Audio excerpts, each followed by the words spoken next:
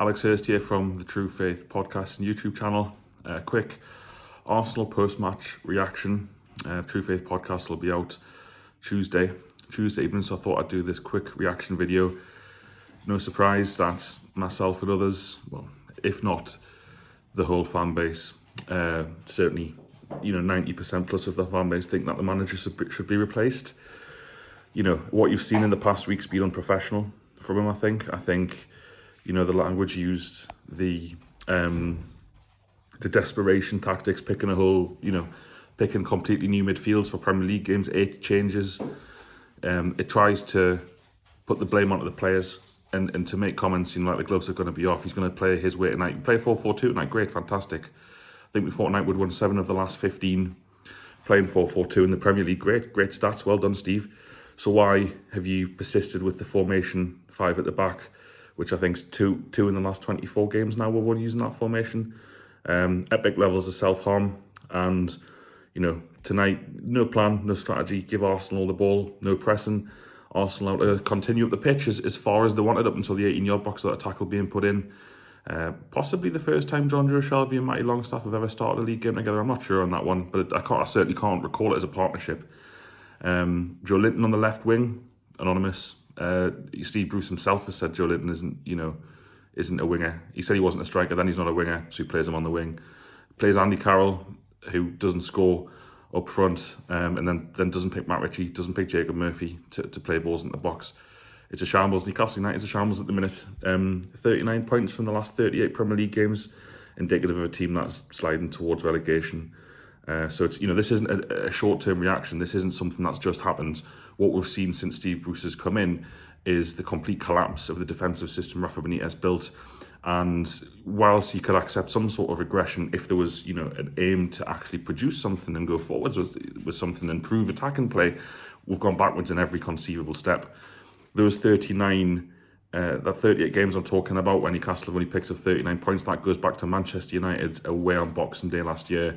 How many games have we won since then that have been hugely fortuitous? How many points have we picked up that have been fortuitous? We've come to Arsenal tonight. Arsenal 11th in the league before tonight, 12th in the league before tonight. Not a great team. Didn't get out of second gear to beat us there in 3-0. Could have been more. We've lost 3-0 to a mid-table Premier League club, and Cardall is still our best player. It happens week after week after week, month after month. There isn't, I'm running out of vocabulary to use about how bad this team are, and it's just unpleasant. I don't know anybody who looks forward to games. Does any Newcastle fan think fantastic the team are playing this week? I don't know who Steve Bruce thinks he's protecting apart from himself by being in the job. He's not protecting the football club. The team are demonstrably worse. The team get worse almost weekly. Look at the last 8-9 games. What, 1 goal in open play, which was a goal against Leicester that didn't change the outcome of the game and we didn't really deserve. We can't score, we can't defend, we can't create chances, we can't put tackles in, we can't keep the ball, we can't pass. So if you're not good at anything, how are you supposed to improve? What have we got at the minute in our squad that we can improve on, build upon? There isn't anything there. The whole thing is deeply traumatizing to be a Newcastle fan at the minute, and I think that to replace Rafa Benitez with Steve Bruce was a kind of hubristic action anyway, but then to continue to stick with him like this, because it doesn't seem to be any appetite to sack him. The Supporters Trust, the Newcastle United Supporters Trust, wrote to Lee Tongley last week to make clear that they thought that the club was in danger of repeating the mistakes of 2015-16 when Steve McLaren was given far too long. Well, Steve Bruce is now one of Newcastle's longest serving Premier League managers. He's had more games than Graham Souness, Sam Allardyce, Glenn Roeder, Chris Hughton, Kenny Dalglish, Ruud Gullit, Steve McLaren. He's had more time than all of them. So the one thing he's got is time. He's had time to show us, the supporters, what he can do for this football club, and the results are shocking. The results are absolutely shocking. The team is in free fall and he must be sacked. If he isn't removed from his position, then we'll get relegated. There's simply no way. You look at the performances of the teams below us, not just in the games against us, by the way, when West Brom, Fulham and Leeds played us off the pitch. Brentford did as well. Newport and Blackburn as well this season. But if you look at the performances against the other side, look at Fulham the other night against Chelsea and compare that to our performance against Chelsea under Bruce.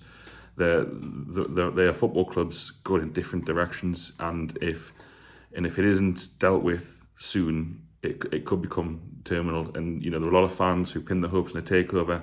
Looks like the owner's pinning his hopes in a takeover. Well, that's not good enough from the owner. It's not good enough from Lee Charnley. It's not good enough from Mike Ashley to have put us in this position with this manager and this coaching staff who have got absolutely no chance of turning this round. There isn't some magic training session out there. There isn't a loan signing in January. Not that I think we'll sign anyone at all.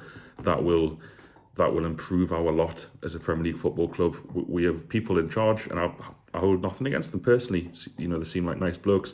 Steve Bruce has achieved a lot as a footballer. He's had a really good 20-year career in management, but his last 2 jobs before Newcastle were failing to get Aston Villa promoted in the Championship, and then having them safely in mid-table and relegating Hull from the Premier League. And to give him the job at one of the biggest clubs in the Premier League, in my opinion, was a terrible decision. And how terrible a decision and how much lasting impact that decision will have on the football club, we're going to find out in the next couple of weeks.